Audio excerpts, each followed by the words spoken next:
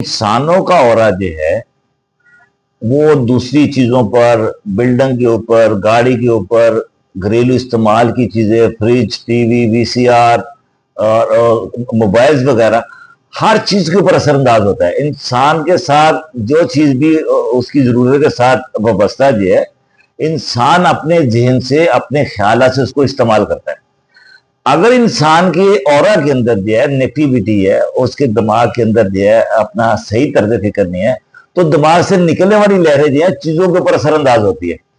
अगर ये अपनी मकदारों से ज्यादा इसकी लहरों की तादाद बढ़ जाए, या लहरें जो हैं वो ज्यादा असरअंदाज हो जाए, तो फिर हर चीज जो है मुतासर होती चली जाती है।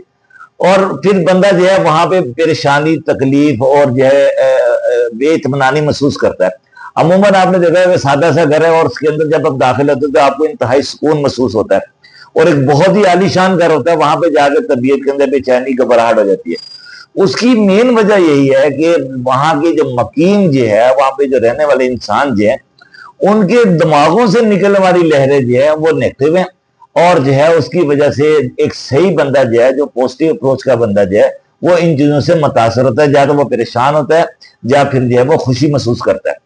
इसी तरह जब आप इंसानों से मिलते हैं, इंसानों से मिलते हुए आपको एहसास होता है कि किसी बंदे से मिलकर आपकी तबीयत के अंदर बहुत ज्यादा जो है फ्रेशनेस आ जाती है, आप अपने आप को हल्का फुल्का महसूस करते हैं। इसी तरह कोई आदमी होता है, आप उससे मुलाकात करके जो है आपकी तबीयत के अंदर तकद्दर पैदा हो जाता है, आपकी तबीयत के अंदर घबराहट या परेशानी हो जाती है। तो उसकी मेन रीजन ये है कि जो बंदों की तर्ज फिक्र के अंदर जो लहरें काम कर रही हैं, औरा की शक्ल में जो है या नस्मा की शक्ल में जो है, वो चीजों को मुतासर करती है।